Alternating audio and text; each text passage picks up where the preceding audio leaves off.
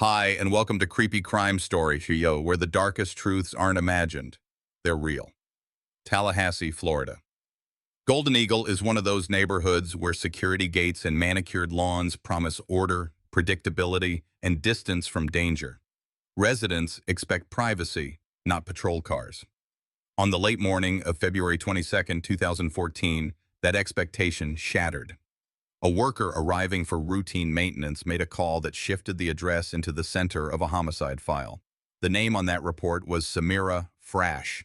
Samira was 38 years old, a former French model who had moved to Florida with the promise of a comfortable life. Friends later described her as radiant and ambitious, balancing motherhood with a social presence that drew attention. But on this morning, her life ended within the boundaries of her own backyard. What at first looked like an accident quickly began to align into something far more deliberate. The morning timeline is fixed by three immovable points. At around 8 o'clock, community surveillance recorded the household's black SUV leaving through the gate. The timestamp was precise. The camera became a silent witness, and that image of a vehicle exiting the community narrowed the investigative window. Hours later, near midday, the handyman reached the property. He got no answer at the front door and made his way toward the back. Through the glass, he saw a body at the bottom of the swimming pool. His immediate reaction was to call 911. Dispatch logs confirmed the call, and emergency responders were directed to the scene.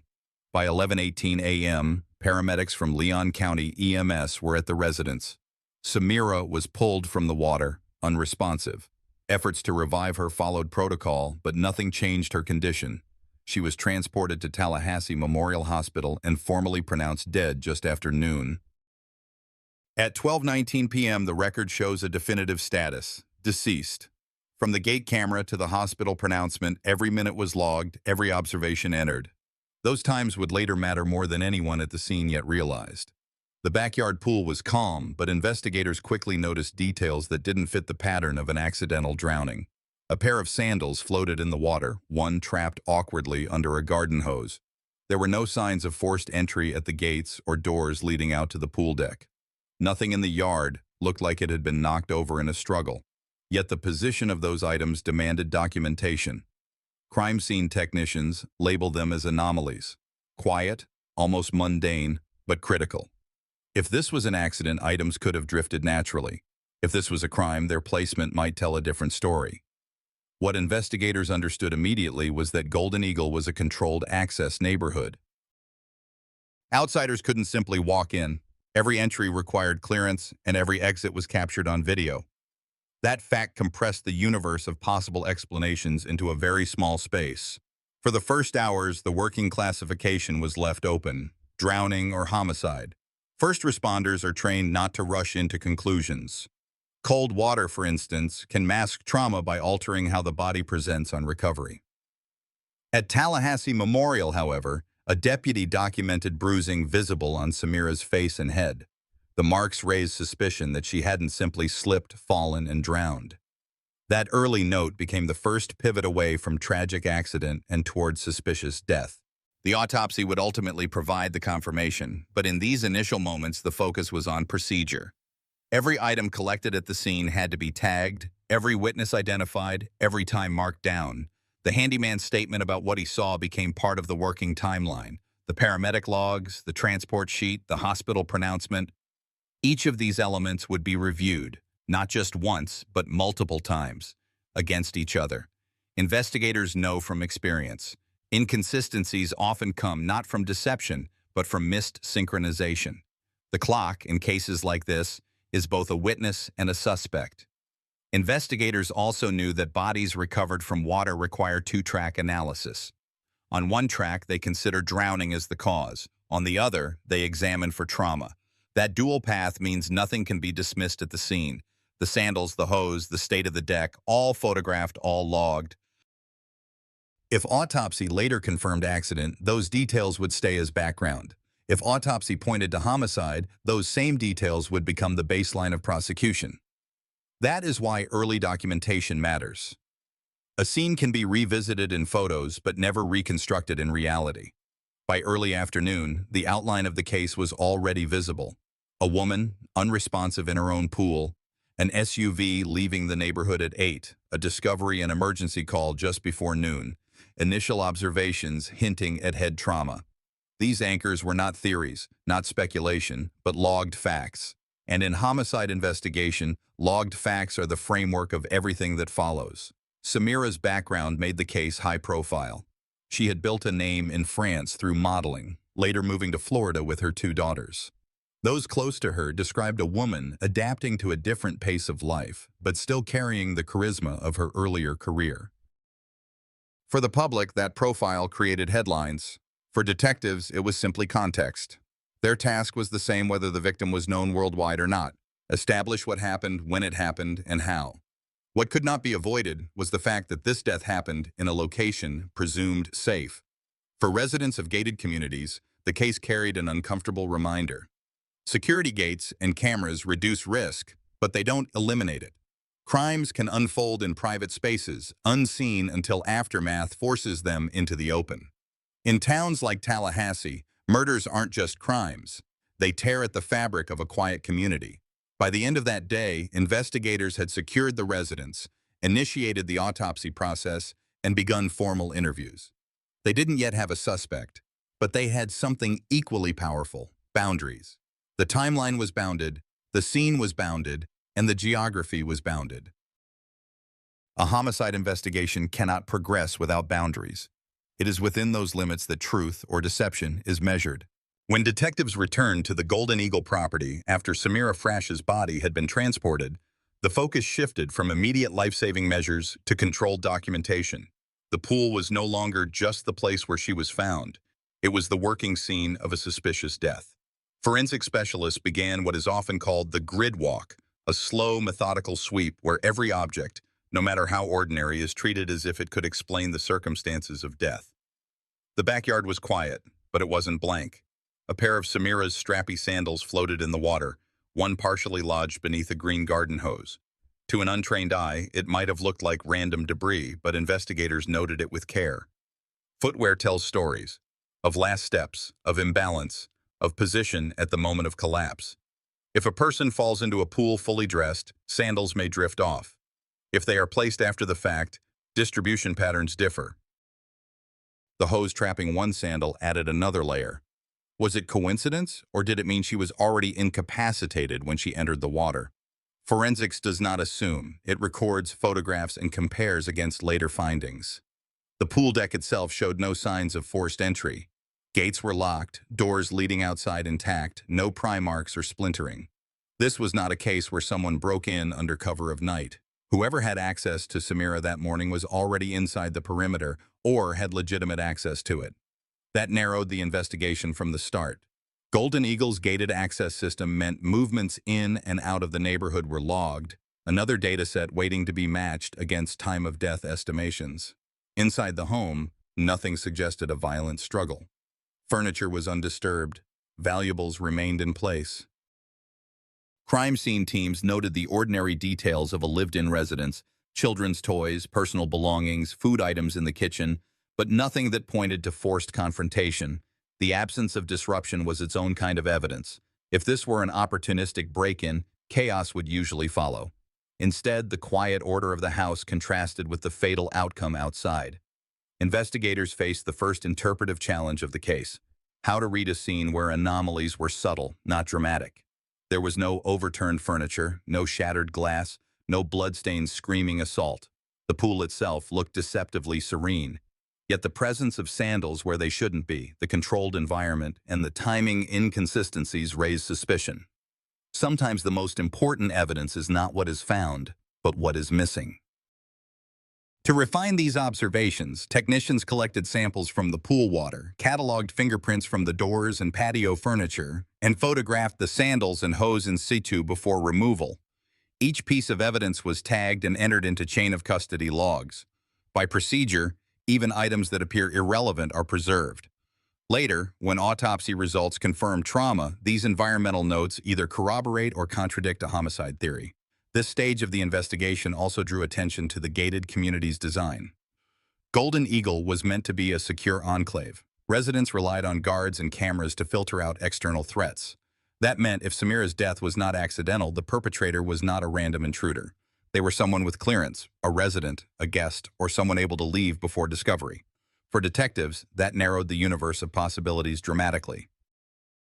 In restricted access environments, crime scenes often tell double stories, one about the immediate victim and one about the illusion of safety the community believed it had.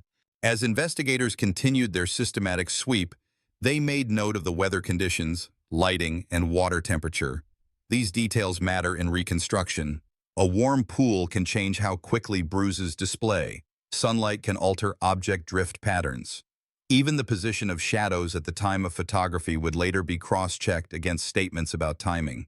Accuracy in these records ensures that when the case reaches a courtroom, defense and prosecution argue over interpretation, not sloppy data. In reviewing the scene, detectives ask themselves the same question viewers might now ask: what is the difference between artifact and action? Did the sandals end up in the pool through a natural fall, or were they artifacts placed or left after another action occurred? Did the hose trap the sandal purely by drift, or did it represent a detail that revealed incapacity at entry?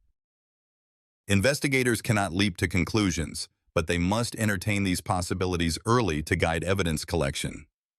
For the community, the quiet anomalies began to undercut the narrative of a safe haven. In towns like Tallahassee, murders aren't just crimes. They ripple through assumptions of safety. Neighbors behind similar gates may wonder, if controlled access doesn't prevent death, what does safety actually mean? That tension becomes part of the atmosphere around every interview, every news report, every courtroom appearance that follows. The documentation from this day would prove foundational. Once the autopsy confirmed trauma inconsistent with accident, these early observations transformed from routine logging to evidence of staging, opportunity, and access. The sandals and the hose became not just oddities, but key markers in reconstructing how Samira entered the water and under what conditions. When Samira Frash's body reached Tallahassee Memorial Hospital, the scene shifted from the pool deck to the autopsy suite. The cause of death was no longer speculation. It had to be verified, documented, and certified by medical science. In U.S. homicide procedure, an autopsy does more than answer how. It sets the legal language that drives the entire case forward: accident, suicide, or homicide. Once that box is checked, every piece of evidence is weighed against it. The medical examiner began with a full external review. Surface observations were recorded before any incisions, noting condition of the skin, presence of bruises, and distribution of injuries. In Samira's case, examiners documented blunt force trauma to the head. Bruising was visible in multiple locations, inconsistent with a single slip or impact. This was critical. In an accidental drowning, injuries are typically localized, a single blow from a fall against a hard surface. Here, the pattern suggested repeated contact. That alone elevated suspicion. Internal examination followed. Water in the lungs confirmed drowning, but in forensic medicine, drowning alone does not exclude assault. The presence of both head trauma and water inhalation meant the sequence had to be reconstructed. Was she struck and then placed in water, or did she enter the pool conscious and strike her head multiple times? The distribution of trauma favored the first theory. It was unlikely she had independently sustained symmetrical head injuries before drowning. Toxicology was run to rule out alcohol or drug impairment. Negative screens closed off a defense that intoxication or self-harm caused her to fall into the pool. Absence of intoxication matters. It removes the possibility that the victim contributed to her own incapacitation. The body told a clearer story: blunt trauma inflicted before or during immersion, followed by drowning. The conclusion was written plainly: manner of death, homicide. Medical examiners in Florida also document estimated time of death. This is never exact. Water complicates calculations. Cold pools can delay rigor mortis and alter core body temperature. In Samira's case, the conditions suggested death several hours before discovery. That placed the offense window between the early morning and the time her body was pulled from the pool. Aligning that with gate camera footage of the household SUV leaving around 8 o'clock, investigators had their next convergence point.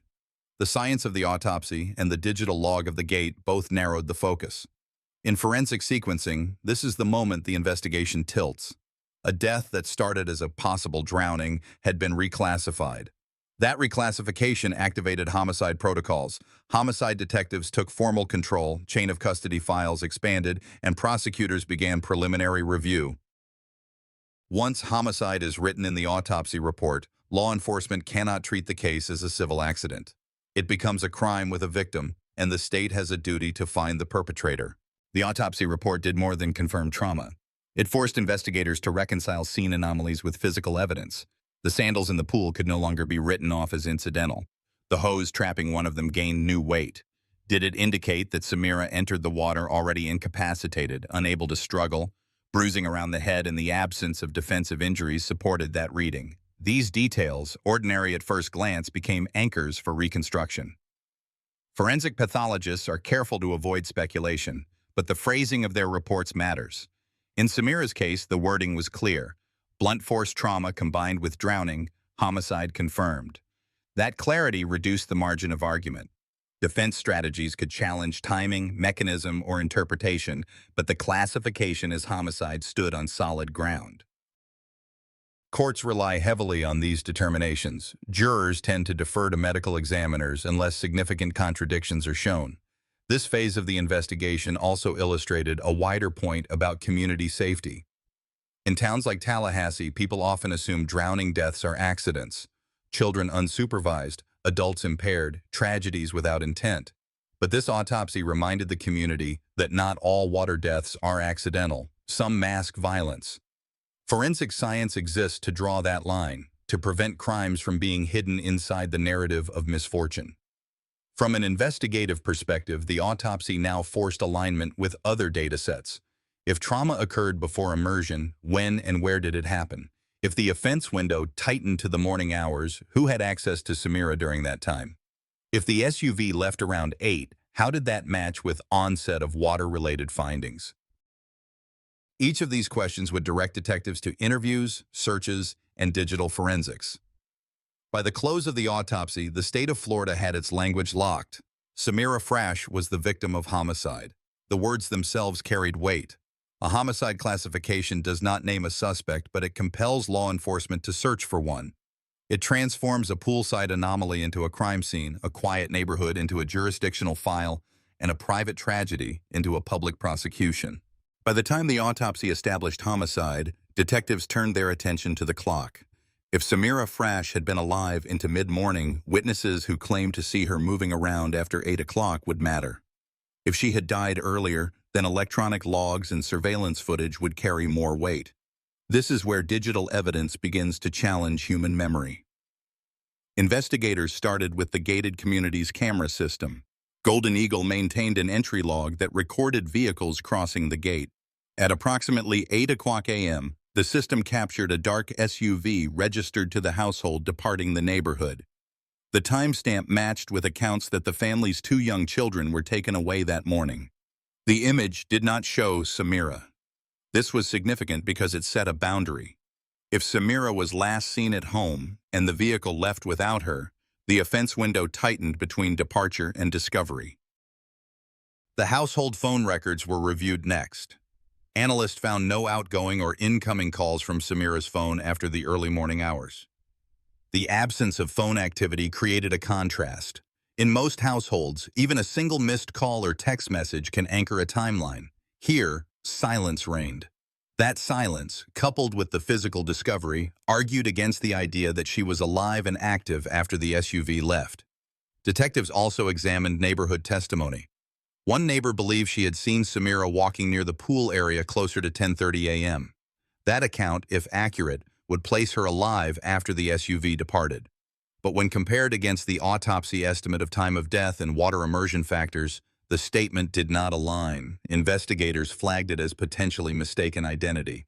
Eyewitness confidence can be strong, but forensic science has to arbitrate. Water temperature, rigor onset, and the absence of defensive injuries suggested she had been incapacitated earlier. Bank and credit card activity were another silent witness. No charges, no withdrawals, no movements on accounts that morning. In an investigation, inactivity can be as telling as activity. Samira's digital footprint effectively stopped. Combined with the autopsy findings, it created a layered clock: physical body showing early death, phone logs showing silence, bank data confirming no independent movement. In law enforcement, digital and forensic evidence often reinforce each other, and sometimes they clash with human recollection.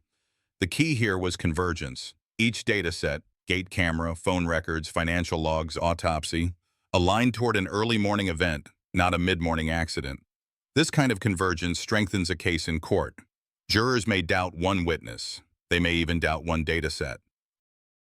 But when multiple independent sources point to the same window, reasonable doubt narrows. Investigators knew they had to be precise.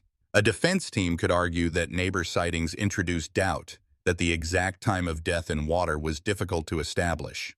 To address that, detectives sought corroboration from every available angle. Weather reports to check sunlight glare that morning, pool service records for water temperature calibration, and confirmation of the SUV's path after leaving the gate. This is how a homicide file is built, piece by piece, until the timeline can withstand scrutiny. For the community, this focus on time underscored the fragility of perception. In gated subdivisions, residents assume familiarity with faces and routines. But the reliability of memory under stress can falter. Detectives had to present not what people thought they saw, but what the records confirmed. That separation between perception and evidence is at the core of true crime investigation. The timeline now stood as follows. Samira alive in the home during early morning hours, last household SUV departure at 8 o'clock a.m. With children, no further activity from her phone or accounts, body discovered in the pool just before noon. This reconstruction gave detectives a working offense window of a few hours. It was narrow enough to focus on specific access and opportunity, yet broad enough that defense could still probe for doubt. As the file moved forward, the alignment of digital and physical evidence became the hinge point. Without it, the case could be attacked as circumstantial. With it, the prosecution had the structure to argue premeditation and opportunity. In crimes like this, it is rarely one dramatic clue that secures conviction, but the steady build of converging data. When homicide detectives move beyond the initial evidence sweep, they focus on who the victim was and what pressures surrounded her life. In the Samira Frash case, that stage of investigation opened a wide lens into lifestyle, family dynamics, and risk factors that turned a private residence into a crime scene. Samira Frash was not an unknown figure in Tallahassee. A French-born former fashion model, she lived in Golden Eagle, one of the capital's most exclusive gated communities. Detectives conducting victimology interviews heard consistent descriptions: outgoing, glamorous, highly visible in social circles. That visibility had advantages. It made her memorable, but also exposed her to scrutiny. Victimology is about identifying both protective and risk factors. In Samira's case, the line between luxury and vulnerability was thin. Investigators gathered records of her daily routines.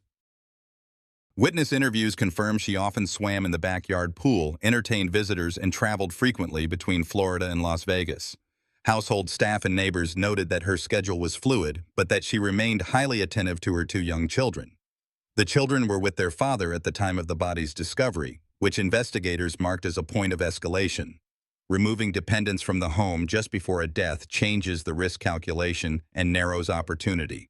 The forensic team reviewed financial records to connect lifestyle to stressors. Credit card statements reflected high spending on luxury clothing, travel, and home maintenance. Bank records, however, suggested tension. Joint accounts showed irregular withdrawals and transfers. These anomalies became working leads for motive. Detectives understood that homicide is rarely isolated from financial or emotional disputes. Court documents from later filings indicated ongoing marital discord. Witnesses described frequent arguments about money, custody, and outside relationships. Victimology analysis showed Samira was preparing for changes. Records confirmed she had consulted family law attorneys regarding custody and financial division. That context mattered. A victim planning separation is statistically at higher risk of targeted violence. Investigators do not treat these statistics as destiny, but as risk factors requiring corroboration. As detectives traced her network, they focused on associates, friends, and household staff. Interviews with close friends revealed that Samira had expressed fear and frustration in the weeks leading up to her death. Some statements were preliminary, needing corroboration, but they helped investigators map escalation. Fear expressed verbally is not always proof of threat, yet when paired with sudden death, it acquires forensic weight. Medical records added another layer. Samira had no history of seizure disorders, fainting, or conditions that would explain sudden drowning. Toxicology screens conducted after autopsy returned negative for intoxicants. This eliminated accident theories tied to impairment. In case files, negative evidence is as important as positive findings. It pushed the case further from accident classification and deeper into homicide territory. Detectives also analyzed custodial records of the children. Removal from the home in the early morning, as shown by gate camera logs, created a forensic flag. In victimology, investigators ask whether dependents were shielded deliberately from a crime scene. Here, the timing aligned too precisely to ignore. This detail was not disclosed as conclusion, but flagged for escalation analysis. Community interviews painted a split picture. Some neighbors described Samira as happy, thriving, and socially connected. Others described arguments at the property, loud disputes, and periods of tension. Detectives consolidated this into a victim profile that showed contrast, outward glamour with inward conflict. For investigators, contrast is not noise, it is signal. It indicates where escalation may have occurred. The procedural purpose of this phase was clear. Establish that Samira was not simply a passive figure in her final days. She was active, making decisions, planning legal action, and expressing concerns. Each of these elements fed into a broader escalation narrative. A victim preparing for independence often represents perceived threat to others financially or emotionally. That perception can motivate crime. By the end of this stage, detectives had reconstructed a victimology file showing Samira was socially visible and financially active. She was engaged in legal planning for separation. She had expressed fear to friends. She had no medical conditions that explained sudden death. Children were removed from the scene just prior to discovery. This escalation context prepared prosecutors for the next phase. Charging theory. Without victimology, a homicide file can appear circumstantial. With it, jurors can see trajectory. A life moving toward independence cut short under suspicious timing. For the audience, the takeaway is procedural, but also human. Victimology is not simply a checklist of behaviors. It is a recognition that behind every forensic marker is a lived reality. In towns like Tallahassee, where gated communities project safety, crimes like this remind us that risk does not always come from outside intruders. Sometimes it emerges from within. By spring 2014, investigators had gathered enough to move from discovery to prosecution. The state attorney's office in Leon County joined detectives to decide how evidence would translate into a courtroom strategy. Timeline became the backbone.